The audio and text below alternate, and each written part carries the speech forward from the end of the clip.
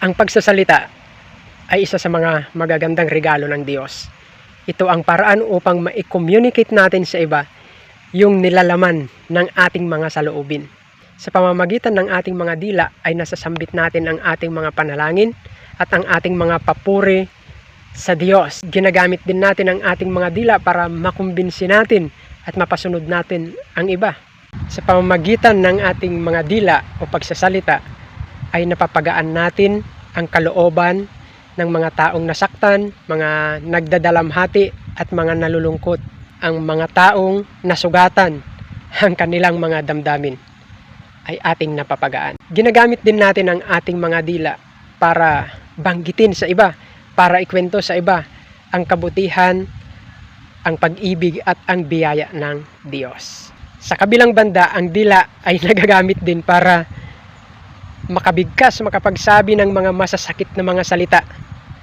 Nagagamit natin ang maliit na bagay na ito na makasakit sa damdamin ng iba, makabanggit ng mga makakamandag na mga salita na parang ahas. Ang dila ay isang maliit na bahagi ng katawan, pero ang kanyang mga salita ay makapangyarihan. Isang bagay na hindi maawat ng sinuman. Yan ay nasa James 3 verse 8. Kapag hindi nabantayan, ang dila ay nagdudulot ng matinding kaguluhan. Nagsisimula ng apoy na napakahirap patayin. Si Satanas ay naglalagay sa ating mga isip ng mga kaisipan na hindi dapat banggitin ng isang Kristiyano.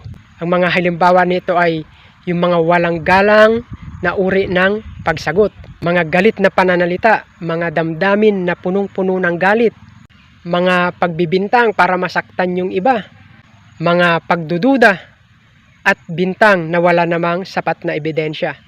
Ang ating dila ay nagbabanggit ng mga salita na karamihan ay nakasisira sa mga nakikinig at sa nagsasalita nito. Ang mga taong nagsasalita ng kasamaan ay nagbibigay ng grief o ng kalungkutan sa banal na espiritu, sapagkat sila'y gumagawa laban sa Diyos. Kaya ating ingatan ang ating mga talento ng pagsasalita dahil ito ay gumagawa ng kasamaan at ng kabutihan. Kaya lagi nating ingatan yung ating paraan ng pagsasalita dahil kung ano ang ating sinasabi, yun ang laman ng ating puso o ng ating kalooban. Kung si Kristo ang nananahan at nagkokontrol sa ating mga puso, ang lalabas sa ating mga bibig ay beauty, purity, at fragrance, mga klase ng pag-uugali na hinubog ni Kristo. Kapag nasa ilalim ka ng kaaway, ang lalabas sa iyong bibig ay puro kasamaan. Kay Kristo lang ang tagumpay.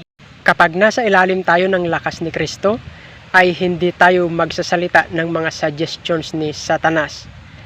Ang mga pait at galit sa ating mga puso ay malalanta at mamamatay. Dahil si Kristo ang nasa sa atin. Gagawin ng Holy Spirit ang dila o ang gawi ng ating mga pananalita to encourage, uplift, at tumulong na lumago palapit kay Kristo. Nais ni Kristo na maging tulong at kalakasan tayo para sa iba. Nais ng Diyos ng ating mga salita ay puno ng pag-asa at courage.